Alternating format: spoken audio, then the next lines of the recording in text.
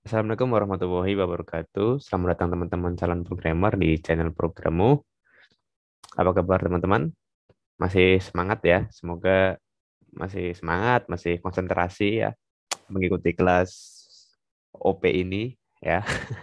Walaupun pusing, ya semoga tetap semangat belajar ya. Oke, di video ini kita akan membahas tentang abstrak kelas. Nah, apa itu abstrak kelas?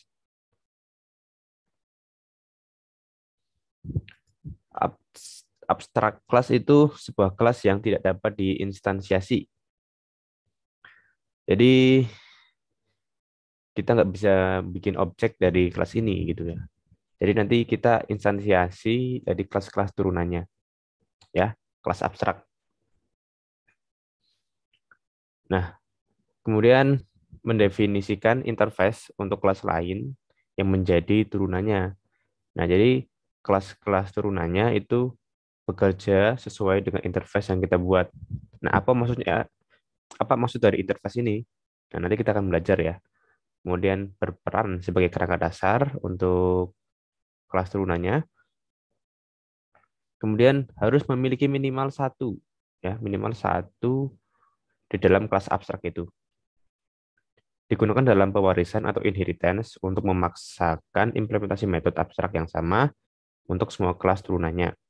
Ya, jadi nanti bayangannya setiap kelas abstrak itu punya satu metode dan minimal satu metode abstrak, di mana ketika diturunkan metode itu juga harus ada di kelas turunannya. Itu nanti isi dari metodenya diisi di kelas turunannya. Gitu ya, gambarnya seperti itulah. Nah, kemudian semua kelas turunan itu harus mengimplementasikan metode abstrak yang ada di kelas abstraknya. Kalau digambarkan kelas A, abstrak kelas A, kemudian abstrak metode B, kalau diturunkan harus ada abstrak metode B, gitu. Jadi kelas abstrak boleh memiliki properti atau metode reguler, jadi boleh public, private gitu ya. Kemudian kelas abstrak juga boleh memiliki properti atau static method. Kelas motor, extend kendaraan. Kelas smartphone, extend gadget. Nah, mungkin teman-teman udah ada bayangan ya, eh, kelas kendaraan itu kira-kira eh, abstrak atau bukan, gitu ya. Jadi di sini yang saya contohkan itu kelas suatu kelas yang diturunkan dari kelas abstrak ya. Nanti kita belajar sambil ngoding ya. Lalu kenapa sih menggunakan kelas abstrak? Yang pertama, merepresentasikan ide atau konsep dasar. Jadi nanti yang akan digunakan di kelas turunannya. Kemudian composition over inheritance. Jadi komposisi di sini nanti teman-teman mau menggunakan abstraksi atau interface. Jadi untuk menggunakan abstrak ini itu ya bukan benar atau salah ya, itu tergantung teman-teman juga. Keputusan desain atau keputusan perancangan dari kelas gitu. Jadi mau pakai atau enggak itu juga terserah teman-teman. Gitu. Kemudian salah satu cara menerapkan polymorphism. Jadi itu tuh konsep OO yang lebih kompleks gitu ya. Kemudian sentralisasi logik dan mempermudah pengerjaan tim. Jadi dengan abstrak ya, dengan abstrak kelas itu bisa dijadikan kelas utama gitu ya, base class itu. Yang di dalamnya itu ada beberapa metode abstrak. Jadi kalau misalkan teman-teman buat tim ya, kalau misalkan timnya ingin membuat kelas baru, maka di dalam kelas itu harus terdapat metode-metode yang ada di kelas abstrak. Oke, kita gambarkan ya. Kita langsung coba. Oke, di sini saya ilustrasiin dulu ya. Ini kan saya membuat kelas namanya kelas makanan ya. Di dalamnya punya properti private warna. Ini. Dan kemudian di kelas makanan ini punya dua metode nih. Metode makan yang isinya mungkin kunyah telan gitu aja. Ya, kan makan kunyah telan gitu. Kemudian ada metode set warna untuk mungkin mengganti warna makanan gitu ya. Nah, kemudian kita membuat anak nih, membuat turunan. Kemudian di sini ada kelas tahu turunan dari makanan. Di mana kelas tahu ini cara makan tahunya itu potong, kemudian kunyah. Nah, kemudian ada lagi kelas pisang turunan dari makanan ya. Di mana cara makannya itu kupas dulu baru kunyah. Nah, kalau teman-teman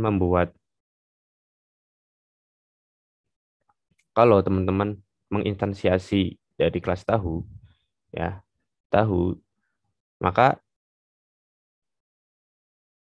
tahu ini ya rasanya tahu gitu kan. Ya enggak. Nah, tapi kalau teman-teman membuat objek dari kelas makanan, nah teman-teman bingung nih, makanan itu rasanya apa? Tahu atau pisang? Gitu kan. Nah, maka dari itu sepertinya kelas makanan ini itu bukan kelas untuk diinstansiasi. Maka dari itu nanti kita buat kelas abstrak di kelas makanan. Ya kan? Oke, ini kita komen dulu deh. Nah, di bawah ini saya udah menyiapkan kelas abstrak nih, contohnya nih. Di sini ada kelas abstrak kelas makanan. Jadi eh, cara untuk membuat kelas abstrak itu dengan keyword abstrak di depannya. Kelas abstrak kelas makanan. Ini sama aja kita buat properti. Nah, kemudian kalau teman-teman membuat kelas abstrak, maka harus ada minimal satu metode abstrak ya. Jadi di sini yang jadi metode abstrak yaitu metode makan dan keywordnya juga sama abstrak gitu ya. Ya di atas tadi kan kita membuat metode nih ya makan ya. Tapi di bawah kita buat metode abstrak makan dan nggak ada isinya ya. Isinya nanti diisi di kelas turunannya. Oke, kalau kita jalankan, misalkan mau diinstansiasi, misalnya dolar makanan sama dengan makanan. Nah, bisa nggak nih kira-kira?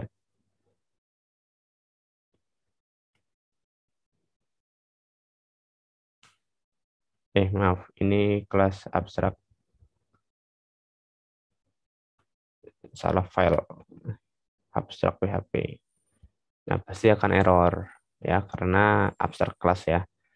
Nah, lalu kan tadi saya bilang di awal kalau kelas turunannya itu harus ada metode abstraknya. Jadi kalau kita menurunkan kelas makanan, misalnya tadi tahu ya, tahu, kelas tahu, extend makanan, gini ya. Maka di dalam kelas tahu ini harus harus ada metode makan public function makan, di mana di dalamnya misalnya potong dan kunyah. Itu teman-teman. Kalau kita jalankan, kita instansiasi tahu ya. Tahu sama dengan new tahu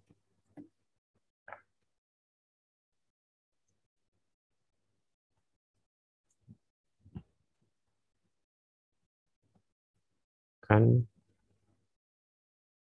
kalau kita jalankan aman, nggak error gitu, ya kan? Nah, jadi kurang lebih seperti itu ya teman-teman konsep dari abstrak kelas.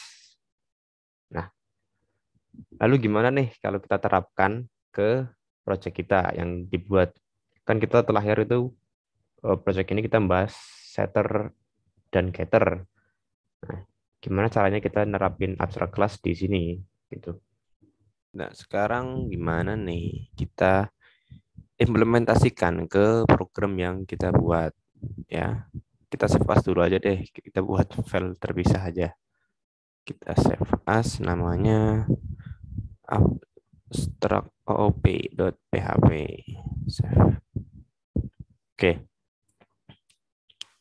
Jadi di sini kan ada beberapa kelas ya, ada kelas barang, kelas cetak info, padat, cair gitu kan. Nah, ada 4 kelas. Sebaiknya itu sebenarnya satu kelas itu satu file. Jadi misalnya ini file barang.php gitu. Terus cetak info.php, padat.php gitu. Sebaiknya seperti itu. Cuman karena ini masih contoh ya, mungkin harap dimaklumi aja ya. Oke, untuk penerapan abstrak kelas, yang pertama kita hapus aja dulu.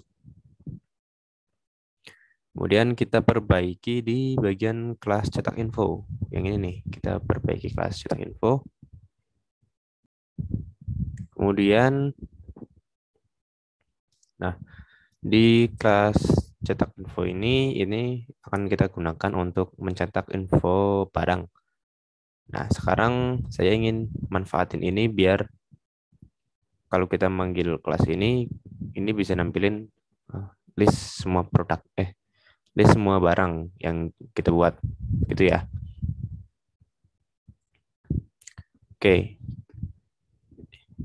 Yang pertama kita buat dulu. Kita buat yang namanya properti. Mungkin namanya daftar barang gitu ya. Dimana di sini isinya itu array. Nah, array ini digunakan untuk menyimpan objek-objek yang kita buat nantinya. Oke. Kemudian kita buat lagi metode function, misalnya tambah barang.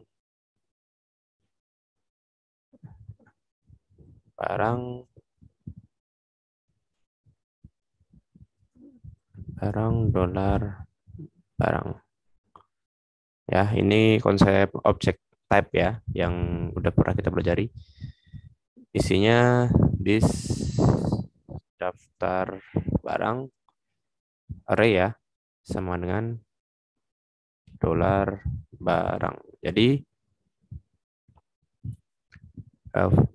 isinya nanti diisi dengan daftar barang ini, nanti diisi dengan barang-barang yang kita buat, objek-objek yang kita buat gitu. Oke, kemudian ini tadi cetak ya, cetak. Terus ini stringnya kita ganti aja. Kita ganti misalnya daftar barang gitu ya. biar ganti baris. Di dalam string ini kita lakukan looping. Kita lakukan perulangan ya. Kita pakai for each. Nah, yang isinya itu $this, yang isinya itu daftar produk ya, yang isinya itu daftar barang ya, S-nya misalnya dolar B gitu ya. Oke, di dalam sini kita isikan kode $str, ini string misalnya. Kita concatekan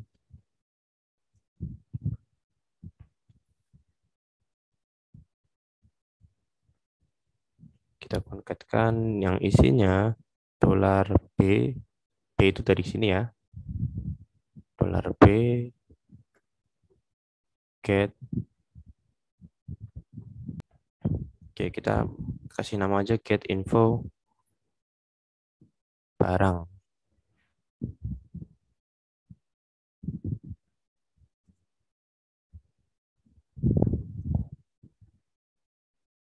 Nah, kemudian kita return $str. Kita kembalikan nilai string. Oke. Nah, ternyata ada yang error nih. $this daftar barang cetak error. Oh ya, kalau array kita tuh harus tambah ini nih, tutup ini, lupa saya. Oke, public daftar barang sama dengan array. Dan oh ya, ini belum kita hapus nih. Cetaknya kita hapus.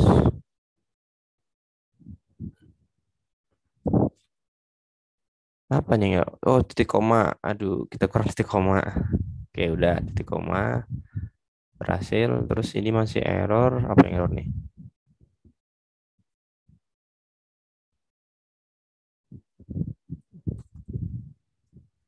Oh ya udah. Udah. Aman. Oke ya. Terus kan kita udah buat metode untuk cetak nih. Nah, di sini buat ambilin info secara detail. Coba kita jalankan, ada error nggak nih? Jadi abstrak OP aman, nggak ada error ternyata. Oke ya. Oke, sekarang kita ingin tampilin objek yang kita buat nih ya. Oke, caranya gimana? Misal nih, kita instansiasi cetak barang, new cetak apa tadi? Cetak info ya.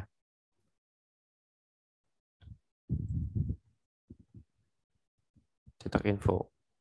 Nama kelasnya tadi cetak info. Oke, cetak info.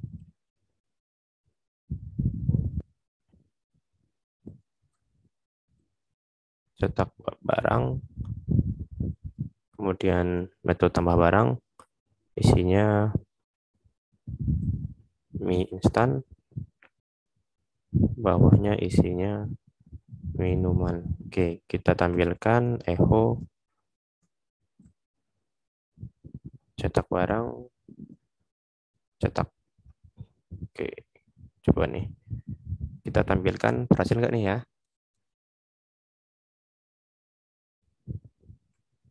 Oh, get info barang.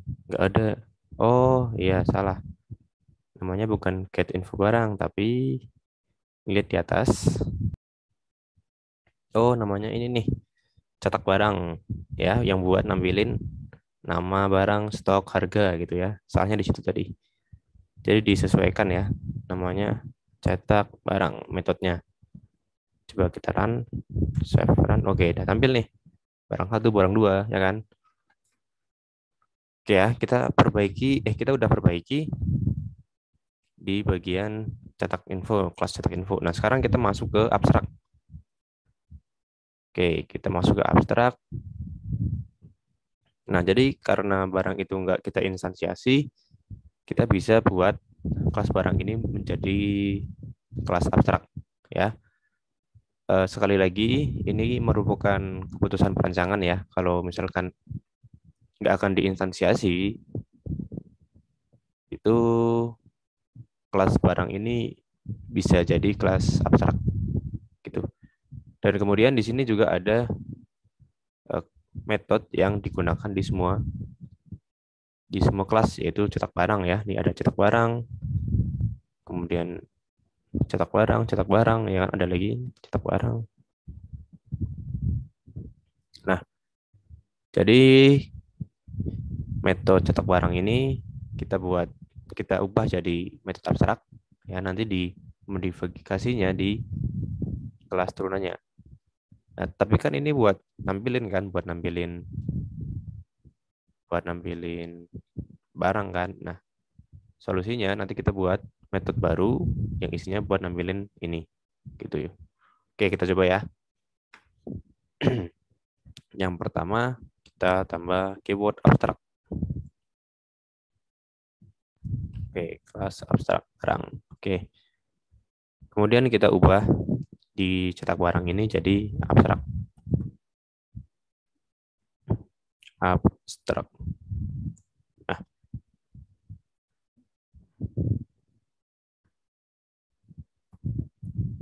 Nah, perlu diingat di abstrak mode itu nggak boleh ada isi, ya kosongan aja ya. Nah, maka dari itu ini kita hapus aja nih. Nah, gini aja. Dan ini mungkin kita kan saya tadi baru buat metode baru ya. Nah, kita ubah aja nih. Misalnya kita ganti nama jadi apa nih? Info. Itu aja. Info. Jadi info ini buat nampilin barang, stok dan harga ya. Nah, maka dari itu sebelum itu kita cek dulu di bawah nih. Di bawah itu kan ada yang namanya parent ya kan. Nah, karena cetak barang ini udah jadi metode abstrak, kita ganti nih. Kita ganti jadi this. Terus apa? Tadi kita buat namanya info ya, this info. Oh, ini ada titik koma, salah. Nah, oke. Di padat gitu, di cair juga sama nih. Ada parentnya tadi kan. Get, maaf. This info. Oke, udah bisa. Oke, kemudian mungkin yang di sini kita ganti juga cetak barang ya. Karena apa? Ya walaupun ini bukan kelas turunannya, ya lebih baik kita samakan aja ya untuk nampilin info barang, cetak barang gitu ya. Ini karena salah tadi, karena udah ganti nama ya. Oke, coba kita jalankan. Error nggak nih? Udah aman ternyata. Oke, gimana? Bingung atau atau gimana ya? Gambarannya seperti itu ya. Jadi gambaran penggunaan metode dan kelas abstrak itu seperti itu. Jadi kalau misalkan teman-teman mau pakai abstrak itu bebas. Itu tergantung dari perancangan teman-teman gitu aja. Oke, jadi kalau misalkan masih belum paham mungkin bisa diulang-ulang, dan kalau misalkan bingung bisa tanyakan aja di komentar atau di Discord, bebas. Selamat belajar. Oke, kurang lebih seperti itu ya untuk abstrak. Mungkin cukup rumit ya karena ini kan udah mulai OOP yang lebih kompleks gitu. Oke ya, selamat belajar, semoga membantu. Sampai jumpa di video berikutnya. Terima kasih sudah menonton. Wassalamualaikum warahmatullahi wabarakatuh.